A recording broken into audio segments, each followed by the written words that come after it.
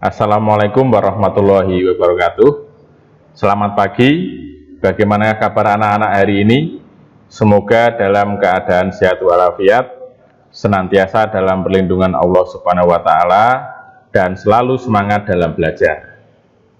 Baik, sebelum pembelajaran mata pelajaran seni budaya, pada hari ini tanggal 3 Agustus 2020 kita mulai. Alangkah baiknya kita mulai dengan bacaan basmalah. Bismillahirrahmanirrahim. Semoga Allah memberikan kemudahan dan kelancaran kepada anak-anak dalam menerima materi pelajaran yang Bapak Ibu Guru berikan, sehingga menjadikan ilmu yang berkah dan bermanfaat. Amin. Selanjutnya, sebelum mendalami materi yang baru, kita mereview atau mengulang sedikit materi yang kemarin saya sampaikan, untuk mengingat kembali materi yang sudah anak-anak terima, yakni berupa materi tentang seni lukis. Yang pertama adalah seni lukis, kegiatan mengolah medium 2 dimensi atau permukaan datar dari objek 3 dimensi untuk mendapatkan kesan tertentu dengan melibatkan ekspresi emosi dan gagasan pencipta secara penuh. Kemudian yang berikutnya tentang gaya seni lukis. Berdasarkan cara pengungkapannya, kemarin lukisan digolongkan menjadi 3, yakni yang pertama representatif, yang kedua deformatif, yang ketiga non-representatif. Untuk aliran representatif ada naturalisme, realisme, dan romantisme. Untuk deformatif ada ekspresionisme, surrealisme, impresionisme, dan kubisme. Dan yang terakhir non-representatif, yaitu aliran abstrak. Kemudian untuk aliran representatif, yang pertama adalah naturalisme, yakni aliran seni lukis yang penggambarannya alami atau sesuai dengan keadaan alam. Yang berikutnya adalah realisme. Realisme adalah aliran yang memandang dunia ini tanpa ilusi, apa adanya, tanpa menambah atau mengurangi objek, penggambarnya sesuai dengan kenyataan hidup. Jadi penggambarnya dibuat secara mendetail. Kemudian berikutnya yaitu aliran romantisme, yaitu aliran yang bersifat imajiner, menceritakan cerita dahsyat atau kejadian yang dramatis. Jadi kalau di dalam lukisan romantisme ini lebih kepada menekankan sebuah cerita yang didramatisir. Ada kondisi saat itu yang menggugah emosi atau perasaan bagi para pembacanya atau penikmatnya. Apakah sudah paham semuanya? Jika sudah paham, maka saya coba perlihatkan beberapa lukisan. Nanti silahkan kalian tebak ini termasuk, atau lukisan ini termasuk jenis lukisan apa? Lukisan apa? Lukisan realisme. Berikutnya, lukisan naturalisme. Berikutnya, lukisan apa? Romantisme. Berikutnya, lukisan realisme. Lukisan naturalisme. Lukisan romantisme. Lukisan naturalisme. Lukisan naturalisme. Lukisan realisme. Lukisan romantisme. Lukisan realisme. Lukisan naturalisme. Lukisan naturalisme. Lukisan romantisme.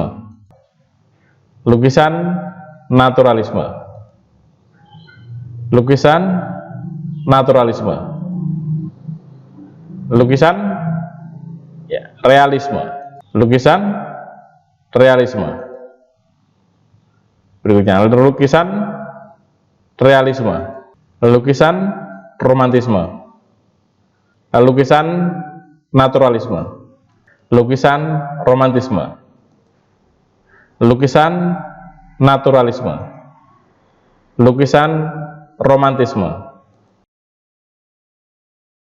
Baik, saya kira semuanya sudah paham. Bagi anak-anak yang belum paham, silahkan nanti bisa menyampaikan secara langsung kepada saya melalui via WhatsApp secara japri, bagian mana yang kurang bisa dipahami. Oke, jika sudah paham, maka kita akan lanjut ke materi selanjutnya. Sebelum masuk pembahasan, ini saya berharap anak-anak sudah mempelajari materi yang kemarin sudah saya berikan dan membaca sumber referensi media belajar lainnya. Untuk kali ini saya akan menyampaikan materi lanjutan yang kemarin, yaitu materi tentang seni lukis. Mari kita lihat dulu gambar-gambar berikut ini. Perhatikan secara baik-baik dan cermat apa yang ada di dalam contoh.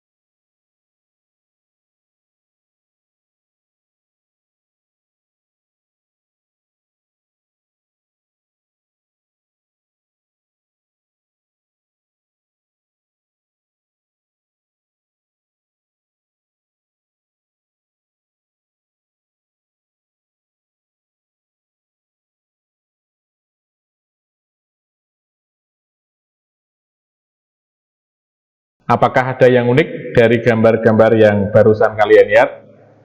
Apakah ada perbedaan dengan lukisan-lukisan kelompok representatif yang kemarin? Mari kita bahas bersama-sama masing-masing lukisan dan contoh-contoh gambar dari lukisan tadi. Dari contoh gambar tadi, termasuk golongan lukisan aliran apa? Apakah representatif? Apakah deformatif? Apakah non-representatif? Ya, benar. Yaitu termasuk dalam golongan deformatif. Mari kita bahas secara mendetail kelompok gaya deformatif. Deformatif yaitu pengertiannya adalah perubahan bentuk dari aslinya sehingga menghasilkan bentuk baru, namun tidak meninggalkan bentuk dasar aslinya. Nah, dalam hal ini kelompok gaya deformatif ini memiliki arti kata dasar dari kata deformasi. Ya, deformasi itu adalah perubahan bentuk atau perubahan wujud. Ya, objek-objek yang ditampilkan dalam lukisan bentuknya berubah dari kondisi aslinya. Ya, dapat dilakukan dengan cara menggabungkan atau mengkombinasikan atau merubah bentuk atau disebut sebagai transformasi menjadi sesuatu bentuk yang baru. Sedangkan kelompok yang gaya representatif yang kemarin kita bahas, representatif memiliki arti mewakili, nah, sesuai dengan fungsinya atau sebagai wakil. Jadi maksudnya di sini adalah mewakili kondisi sesuai dengan kondisi yang sebenarnya, atau sesuai dengan kenyataan yang ada di alam. Jadi dua hal ini memiliki perbedaan. Deformasi mengalami perubahan bentuk wujud, sedangkan representasi sesuai dengan keadaan aslinya. Ini adalah contoh dari lukisan yang tergolong dari gaya deformatif. Yang pertama adalah lukisan ekspresionisme. Nah, penggambaran ekspresionisme di sini objeknya berupa dua ekor ayam yang sedang bertarung. Kalian lihat ada dua, yang satunya berwarna kuning dan yang satunya berwarna merah kehitaman. Walaupun bentuknya tidak dibuat secara detail, namun objek tersebut masih terlihat adanya suatu bentuk yang mirip kondisi kenyataan yang aslinya atau sebenarnya. Nah, berikutnya ini adalah contoh kelompok gaya deformatif, yaitu kubisme atau aliran kubisme. Nah, dalam aliran kubisme ini penggambarannya kalau kita lihat mirip seperti kucing. Ya, di sini ada tangannya, di sini kepalanya, dan ini badannya.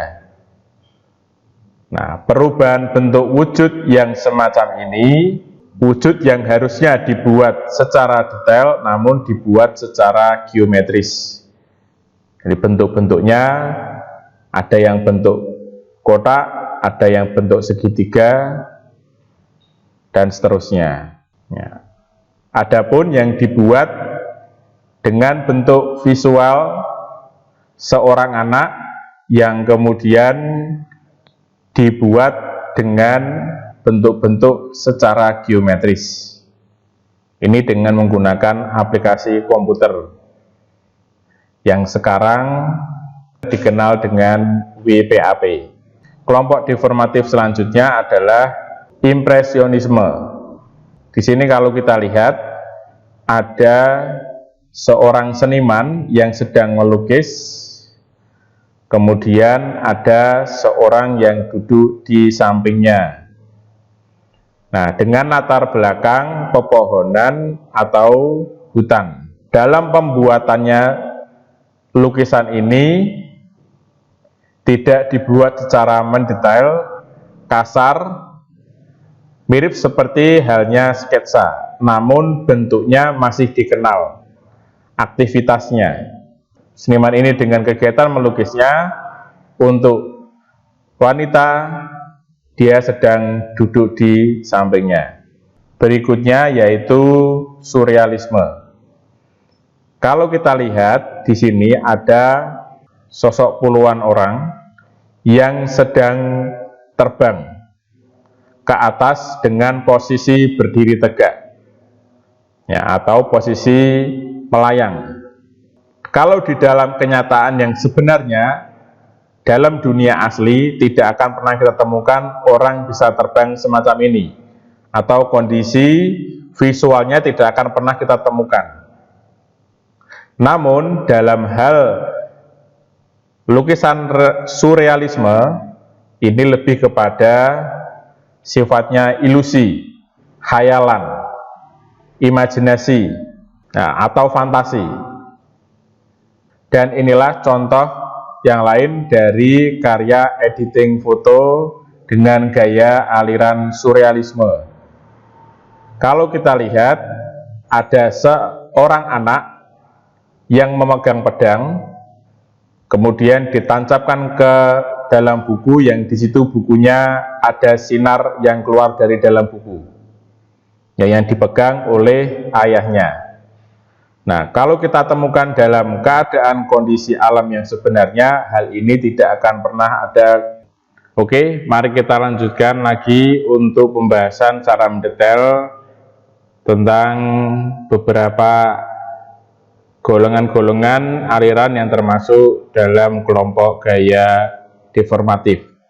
Yang pertama adalah aliran ekspresionisme. Aliran ekspresionisme adalah aliran seni lukis yang penggambarannya sesuai dengan keadaan jiwa sang perupa, yang spontan pada saat melihat objek karyanya. Jadi aliran ini lahir di Jerman, di benua Eropa pada abad ke-19 dengan konsep menampilkan ungkapan atau ekspresi dari jiwa, emosi, atau perasaan seniman. Gerakan aliran ekspresionisme ini berlangsung dari sekitar tahun 1905 hingga 1920 dan menyebar ke seluruh belahan Eropa bahkan dunia. Ya, seniman Eropa pelopor aliran ekspresionisme ini adalah Vincent van Gogh, kemudian ada Paul Gauguin dan Edward Munch. Ya, sedangkan di Indonesia pelopornya adalah Bapak Avandi yang terkenal dengan melukis langsung di tempat objek itu dilukis, atau dikenal dengan kata on the spot, ya, dengan karakternya yang spontan dan sangat cepat, mengambil objek yang nyata atau real, namun objeknya masih terlihat nampak di dalam lukisan.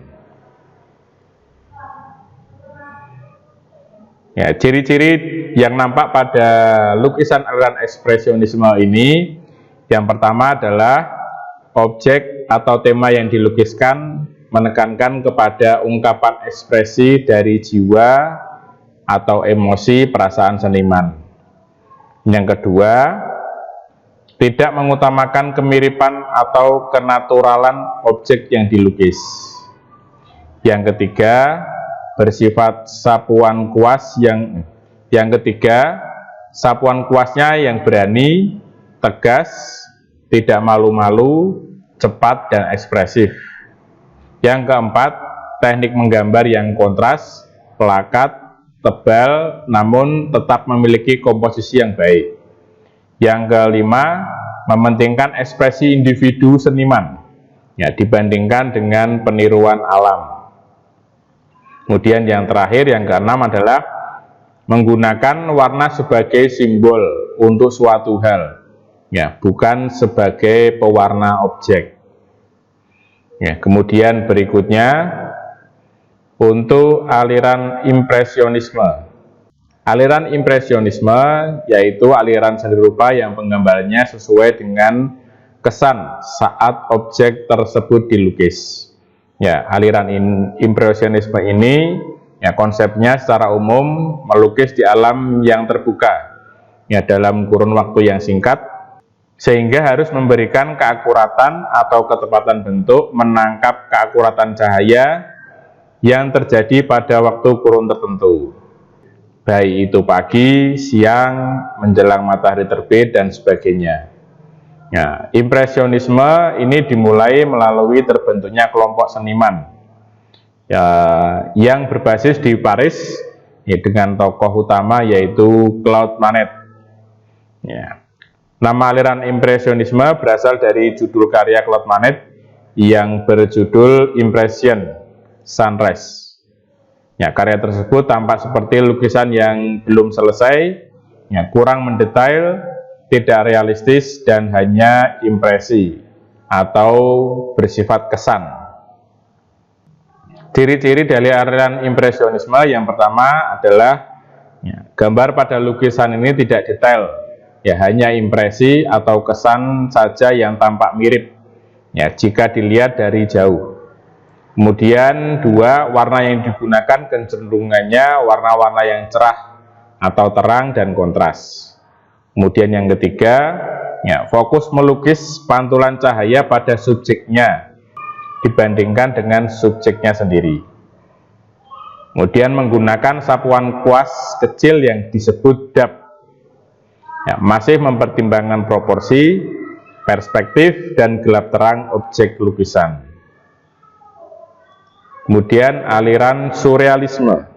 Aliran surrealisme adalah aliran seni lukis yang menyerupai bentuk-bentuk yang sering di dalam mimpi, ya, menghadirkan penggabungan antara mimpi dan kenyataan, ya, objek dalam keadaan yang tidak mungkin terjadi, ya, seperti halnya dalam mimpi atau alam bawah sadar manusia. Jadi dalam aliran seni surrealisme ini, salah satu gerakan yang paling besar itu dimulai pada abad ke-20. Ya, aliran ini diproklamirkan atau dicetuskan oleh André Breton, yang ini seorang sastrawan, ya, dalam karya tulisan pada tahun 1924. Ya, aliran ini bermula dari dunia sastra, ya, dan berujung menular ke dunia seni rupa. Untuk ciri-ciri aliran surrealisme, yang pertama, lukisan akan terlihat seperti khayalan. Ya, kemudian biasanya mengambil objek dari kehidupan sehari-hari dan dimanipulasi sedemikian rupa, ya, dengan segala imajinasi sehingga tidak terlihat sebuah kenyataan. Kemudian menciptakan sebuah gambar aneh, ya, bahkan mengerikan dengan objek yang tidak masuk akal. namun akan ada arti yang tersembunyi dari karya yang mereka buat. Ya, berikutnya adalah aliran kubisme. Ya, aliran kubisme ini adalah aliran seni lukis yang penggambarannya berupa bidang segi empat, ya, atau bentuk dasarnya kubus. Aliran ini juga seakan memecah gambar melalui penyederhanaan objek, ya, hingga menyerupai bentuk yang geometris. Ya, kubisme ini bermula di sekitar tahun 1907, ya, ketika seniman terkenal yaitu Pablo Picasso ini mulai menggunakan gaya ini dalam karyanya yang berjudul Demoiselles d'Avignon. Ya, nama aliran kubisme ini berasal dari komentar yang dibuat oleh kritikus Louis Vauxelles, ya, ketika melihat beberapa lukisan George Braque yang dipamerkan di Paris pada tahun 1908. Dia mendeskripsikan lukisan Braque, menyederhanakan objeknya menjadi bentuk geometris sehingga tampak kekubus-kubusan atau kube. Ya, ciri-ciri dari aliran kubisme yang pertama adalah objek dibuat sederhana menjadi bentuk geometris, kemudian menghilangkan prinsip perspektif atau kesan kedalaman ruang, kemudian melakukan perubahan bentuk atau deformasi dan penataan ulang bentuk struktur bangunan yang tidak lazim atau dekonstruksi, ya, terhadap objek yang dilukis. Ya. Kemudian banyak menggunakan benda sehari-hari sebagai objek lukisan. Terakhir adalah gaya non-representatif, yaitu gaya yang tidak mempresentasikan sesuatu yang merupakan kebalikan dari representatif. Ya. Bentuk dasar dari gaya ini sudah meninggalkan bentuk aslinya atau tidak menirukan alam sama sekali. Ya, lukisan hanya diisi oleh bentuk-bentuk geometris sederhana atau kumpulan garis, atau hanya blok-blok warna yang terbebas dari bentuk alam. Untuk senimannya yang terkenal, yang pertama adalah Jackson Pollock, kemudian ada William de Kooning, ada Mark Rothko, Helen Frankensteller, Stefan Steele. Baik, itu saja anak-anak yang bisa saya sampaikan. Terima kasih atas perhatiannya. Mohon maaf jika ada penyampaian saya yang mungkin belum dirasa cukup jelas. Nanti jika belum jelas, silakan kalian menanyakan ke saya secara pribadi melalui WhatsApp. Kemudian terima kasih dan sampai jumpa dalam pertemuan yang selanjutnya. Wassalamualaikum warahmatullahi wabarakatuh.